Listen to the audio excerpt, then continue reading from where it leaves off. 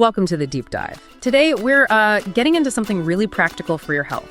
Liver blood tests, or LBTs. We want to understand why these tests are helpful for you, and importantly, how you can actually get one, looking specifically at info like what's on bloodtest.co.uk. Absolutely. Think of your liver as, well, your body's main processing plant. It does so much filtering out toxins, making proteins your blood needs. It's vital, these blood tests. They're essentially a check on how well that whole factory is running. Okay, let's break that down a bit. So when you give that blood sample, what are the key things they're looking for, the main signals? Primarily, they look at certain enzymes. The big ones are ALT and AST. Think of them like tiny little warning flags inside your liver cells. If a liver cell gets stressed or damaged, maybe from inflammation or lifestyle or even some medications, it leaks these enzymes out. Right. So high levels mean the cells themselves are potentially hurt, not just working hard, but actually damaged. Exactly. It's a sign the structure might be compromised. And they also check something called bilirubin. Bilirubin, yeah. What does that tell us? Well, bilirubin is basically a waste product. Your liver should clear it out efficiently. If that number's high, it suggests the liver is kind of struggling with waste disposal. That's often what can lead to jaundice, that yellowing of the skin or eyes. Okay. So these are like alarms, and that really leads us to the biggest benefit, doesn't it? Which is catching things early. That's the absolute key takeaway. Conditions like fatty liver disease, especially the non-alcoholic kind, often have zero symptoms. You feel perfectly fine. But the disease can be progressing silently, maybe towards something more serious like cirrhosis. These tests can pick it up way before you'd ever notice anything yourself. It turns something invisible into actual data you can act on. That's huge. It really is. Catching something like fatty liver early means it might be completely reversible, often just with lifestyle changes.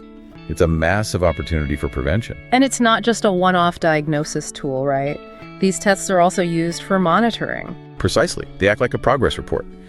If you're making changes, diet, exercise, maybe medication, repeating the test, shows if those changes are actually helping your liver heal over time.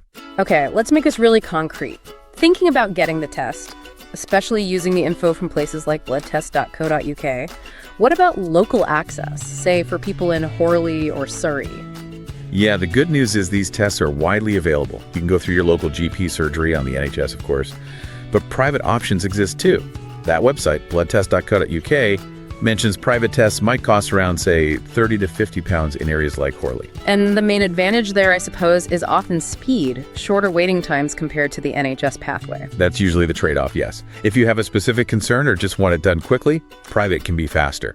But wherever you get it done, preparation is really important for accurate results. Right. What do you need to do beforehand? Typically, you'll need to fast. That means no food, usually for about 8 to 12 hours before the blood draw. Water is generally okay, but check that. And definitely avoid alcohol for at least 24 hours beforehand. Makes sense. Food and alcohol directly impact the liver. Is there anything else that can sort of skew the results? Oh, absolutely. Medications are a big one. Yeah. You must tell the person taking your blood or your doctor about everything you're taking. Even common things like certain antibiotics, high doses of painkillers like paracetamol, or cholesterol medications like statins, they can all temporarily bump up those enzyme levels. Ah, okay. So if you don't mention them, you might get a result that looks worrying, but it's actually just the medication effect. Exactly. It could cause a false alarm, lead to unnecessary worry, maybe more tests. So full disclosure is key. So wrapping this up, what's the bottom line for someone listening? These LBTs aren't just a medical checkup. Not at all. They're really data points. Information that empowers you, gives you some control of your long-term health trajectory.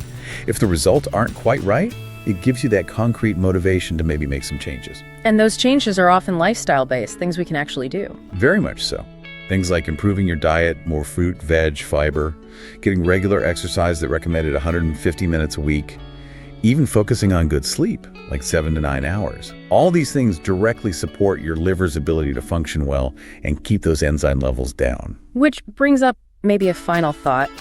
If your tests come back normal, how much more should that motivate you to stick with the healthy habits, the good food, the movement, the sleep that likely helped keep them normal in the first place?